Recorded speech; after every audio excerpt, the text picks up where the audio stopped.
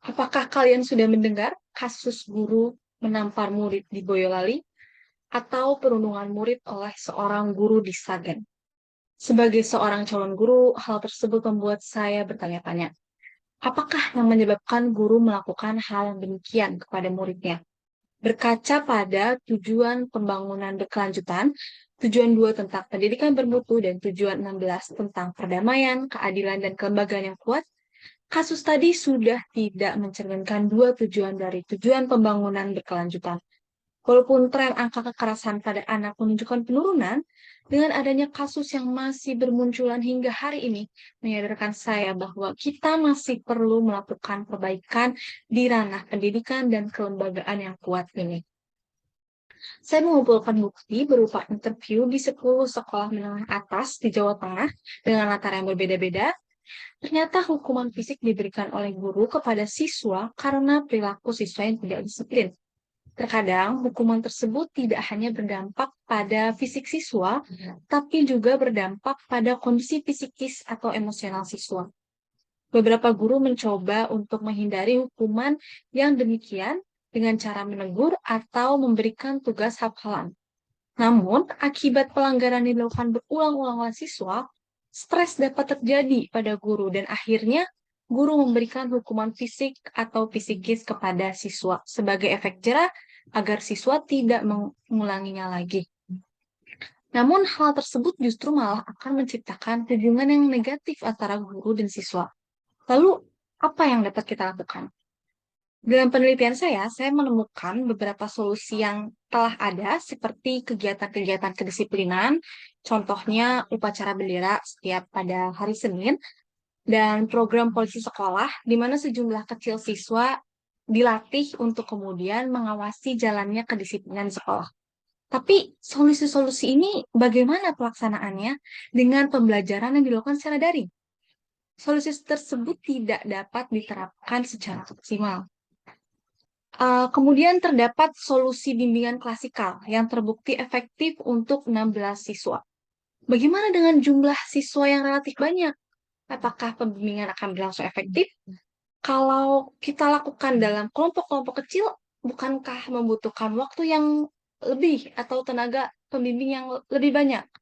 Nah, melihat adanya pemberian poin kredit yang dilakukan oleh guru dalam penelitian saya terinspirasi sebuah aplikasi di mana pemberian poin kredit itu dapat berlangsung mudah dan cepat, sehingga pencatatannya tidak memerlukan buku yang harus dibawa oleh siswa setiap harinya, dan pemberian poin kredit atas pelanggaran kedisiplinan tersebut dapat berlangsung secara daring. Wah, sangat luar biasa kan?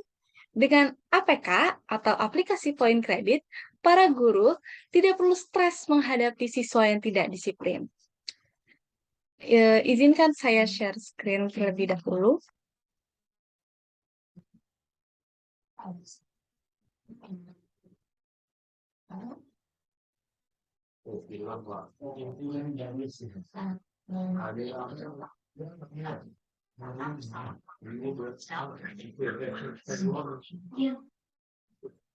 Dengan APK, guru hanya tinggal mengklik membuka aplikasi APK.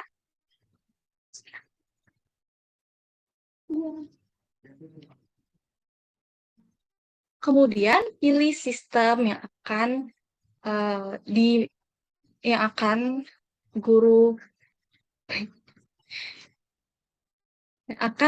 guru masuki, lalu masukkan username dan password, cari nama siswa, sebagai contoh Lela. Nah, lalu akan tampil profil Lela. Guru hanya tinggal mengklik tambah poin pelanggaran, pilih jenis pelanggaran, sebagai contoh tidak hadir perkuliahan tanpa izin. Lalu poin akan otomatis terisi. Ini tidak bisa diubah karena sudah ditetapkan oleh sistem. Lalu, isi keterangan dan saran atau motivasi. Setelah itu, klik submit. Maka, pada akun Lela akan muncul notifikasi poin pelanggaran ditambahkan oleh Pak Budi, yang apabila ditekan, akan terbuka seperti ini. Jenis pelanggaran, tidak hadir perkuliahan tanpa izin, poin 5, lalu keterangannya dipanggil tidak menjawab, saran atau motivasi, jangan tidur pas kelas online. Semangat! Nah, eh, profil Lela yang awalnya memiliki poin 10, otomatis bertambah menjadi 15 poin.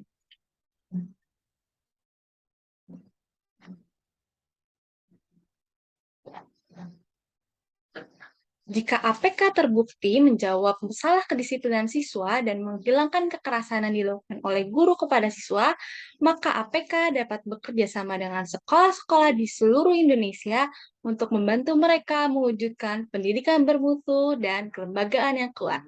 Saya percaya APK ini adalah jawaban yang tepat.